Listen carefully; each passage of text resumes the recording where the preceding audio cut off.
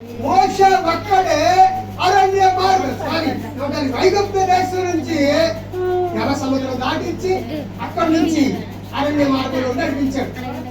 అరణ్య మార్గంలో వీళ్ళకి దేవుడు ఏం ఇచ్చాడంటే పొద్దుటే దాని లక్షణాలు చెప్తాను.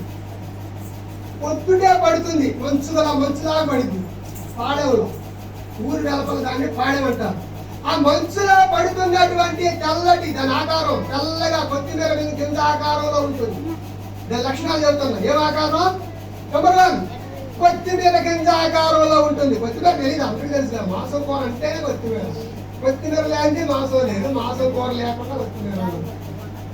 కొత్తిమీర గింజ ఆకారంలో తెల్లగా ఉంటుంది. నెంబర్ 1. రెండవది లక్షణం, దానికి కరిగిపోయే స్వభావం ఉంటుంది.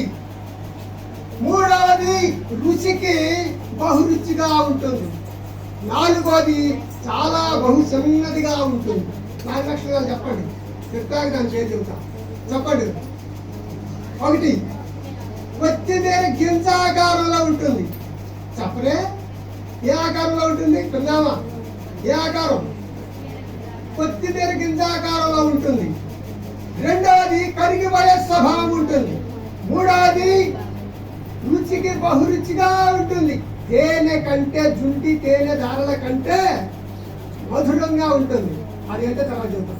నాలుగవది బహు చిన్నదిగా ఉంటుంది, అంటే స్వల్పమైనదిగా ఉంటుంది.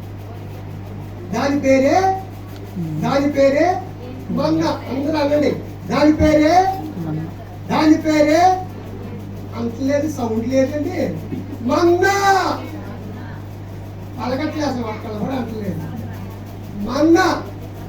మన్నా ఎలా ఉందంటే మీరు ఏం చెప్తారు? ఎవరిని అడిగితే ఏమనండి మొన్న విన్నాం కానీ మన్నా ఎలా ఉంటుందో తెలియదు అంటారా? దాని లక్షణాలు చెప్పాలి. అది తెల్లగా కొత్తిమీర గింజ ఆకారంలో ఉంటుంది. రెండోది కరిగిపోయే స్వభావం ఉంటుంది, అది సైజ్ లాగా. మూడవది రుచి బహురుచిగా ఉంటుంది. నాలుగోది బహు చిన్నదిగా ఉంటుంది. దాని పేరు మనం. అది ఎక్కడ దొరుకుతుందట? తెల్లవారు బాటికే వెళ్ళాలి. పాడవలో పడుతుంది, కురిసింది వర్షంలాగా, మంచులాగా పడుతుంది. ఆ మంచులాగా పడిన దాన్ని వీళ్ళు ఏం చేయాలా? ఆ పోగు చేసుకొని తీసుకొచ్చుకొని కడవలు వేసుకొని కాదు. అలాగే అసలు ఆశ్చర్యంగా ఉంటుంది. కరిగిపోయింది అంటున్నాడు అక్కడ, వాళ్ళు ఎక్కడ తీసుకొచ్చి కడవలో వేసి కాల్చుకొని తిన్నారట. ఏంటో అర్థమే కావట్లేదు. అది పొద్దున్నే ఎంతైనా దొరుకుతుంది, లేకపోతే కరిగిపోతుంది అక్కడే.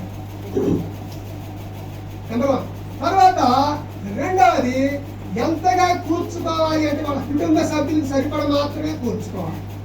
ఎక్కువ పోగు చేసుకొని రాకూడదు. నాలాంటి వాడు ఏం చేశాడంటే, ఏమోలే రేపు పొద్దుటే విశ్రాంతి దినం కదా, మరి పని ఉండదో పాట ఉండదో మనకి పోలేవరు. ధర్మశాస్త్రం ప్రకారం, మోషే ధర్మశాస్త్రం ప్రకారం పనికి వెళ్ళకూడదు శనివారం కాబట్టి ఈ రోజే కొంచెం ఎక్కువ తెచ్చుకుందాం అని చెప్పి ఎక్కువ తీసుకొచ్చుకొని దాచిపెట్టాడట. నాకు దగ్గర ఆయన దాచిపెడితే ఏమైంది? అది చెప్పాలా? దాచిపెడితే ఏమైంది? పురుగు పడింది, కంపు కొట్టింది. మీరు పదాలు గంటలేం చేసుకోవాలి. పిండి ఒక పిండి. ఆ పిండిని మీరు పొద్దుటే చపాతీలు వేసుకునే పిండే కానీ, ఇంకా పూరీలు వేసుకునే పిండే కానీ డబ్బాలో పెట్టి 2 నెలలు ఉంచండి. ఏమవుతుంది చెప్పాలి? మీరే ఏమవుతా చెప్పాలి. మన జీవితాన్ని గురించి నేను చెప్పేది ఇది. మీకు పురుగు డబ్బాల పిండి గురించి చెప్తాను నేను. ఏమవుతుంది పురుగు? అదేమైంది? పిండి పురుగు పడింది. రెండవది కంపు పట్టింది, వాసన వచ్చింది. ఇంకొక లక్షణం కూడా దాగి ఉంటుంది అక్కడ, చేదు వచ్చింది. చూడండి ఆ పిండి నాటి చూడండి మీరు, చేదు వచ్చింది. నాకెలా తెలుసు అనుకుంటున్నారా? నేను మనిషినే. మీరు వంటల కాడ ఉంటారని నేను ఎక్కువగా ఉంటాను, మీ అమ్మగారు ఉంది కాబట్టి. చేదు వచ్చింది, పనికి రాదు, వాసన, స్మెల్, బ్యాడ్ వాటర్ అంటారు దాన్ని, భయంకరమైన వాసన. తర్వాత ఎందుకు పనికిరాదు, ఏం చేయాలి? బయటపడాలి. అలాగా కూర్చుకుంటే పాడైపోయింది అంతా కూడా, ఎందుకు పనికి రాకుండా అయిపోయింది. కొంతమంది వెళ్ళారు, పొట్టి చేతలు వచ్చారు, శనివారం వెళ్ళారు, చూసారు 27వ వచనం. కొంతమంది ఏం చేశారు? విశ్రాంతి దినాన ఎల్లొద్దు అని మోషే చెప్తే కొంతమంది వెళ్ళారు. వెళ్తే ఏం జరిగింది అక్కడ?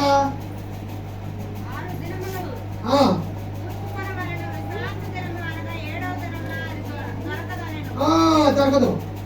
అయినా సరే వెళ్ళారు వీళ్ళు. చదువుకోండి, వెళ్ళిపో 20 వెళ్ళిపో.